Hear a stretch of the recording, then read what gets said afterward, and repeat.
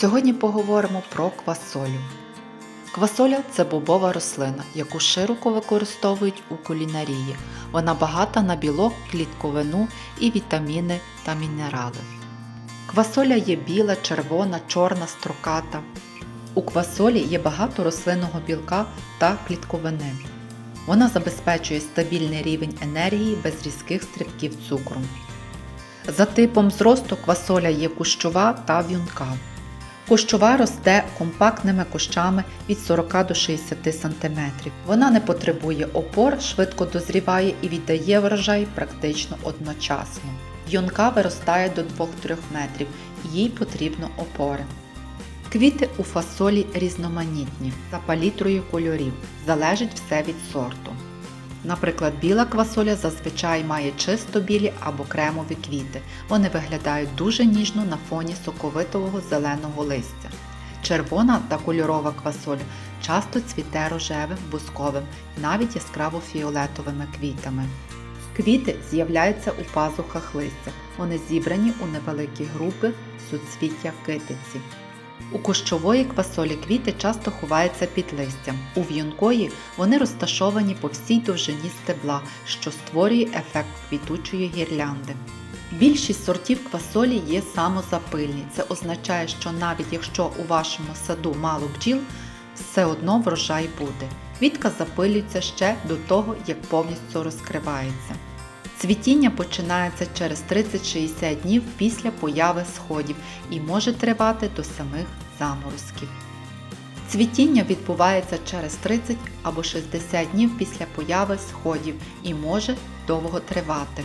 Це стосується особливо у в'юнких сортів. Якщо під час масового цвітіння стоїть сильна спека, то рослина може скидати свої квіти. Тому, якщо хочете мати багато плодів, не забувайте підливати квасолю саме в цей період. За розміром квасоля дуже різноманітна. Найкращий період для висадки квасолі – це є травень. Це найкращий час для більшості регіонів. Заморозки вже малоймовірні, а вологи у ґрунті ще достатньо для швидкого старту. Перед висадкою квасолю варто замочити, щоб вона швидше проросла. Квасоля прокидається, коли земля прогріта до 10-12 градусів тепла. Якщо посадити у холодну і вологу землю, насіння може просто згнити. Оптимально, коли вдень стабільно тримається 15-18 градусів, а вночі немає заморозків. Пам'ятайте, квасоля боїться заморозків. Коли саме квасолю потрібно збирати? Час збору квасолі залежить від того, яку саме мету ви ставите. Чи хочете ви соковиті стручки для овочевих своїх страв, або для тривалого зберігання. Якщо для тривалого зберігання, то потрібно дочекатись повної біологічної стиглості. Стручки мають бути сухими. Саме насіння має бути твердим. Зазвичай це серпень або вересень. Все залежить від того, коли ви її посадили. Багато хто любить збирати зернову квасолю на стадії, коли зерно вже велике, але ще м'яке. Тоді вона вариться дуже швидко і має неймовірно ніжний смак.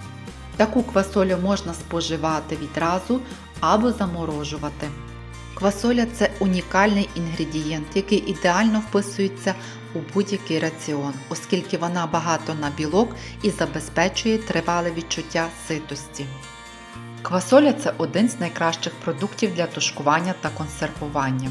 Завдяки своїй щільній структурі вона чудово зберігає форму та смак при тривалій термічній обробці. Консервована квасоля власного врожаю – це чудовий спосіб зекономити час у майбутньому. Взимку вам буде достатньо відкрити баночку і у вас готова основа для салату чи супу. У магазинних консервах часто забагато цукру та консервантів. Власна консервація дозволяє контролювати кожен інгредієнт. Квасоля – це справжня знахідка для городу та кухні. Вона не лише смачна, але й дуже корисна, адже містить багато рослинного білка, який може частково замінити м'ясо. Крім того, квасоля збагачує ґрунт азотом, покращуючи його родючість для наступних культур. Це невибаглива рослина, яка добре росте на більшості ґрунтах і дає щедрий урожай при мінімальному догляді. Її можна вирощувати як кущову та в'юнку, використовуючи опори.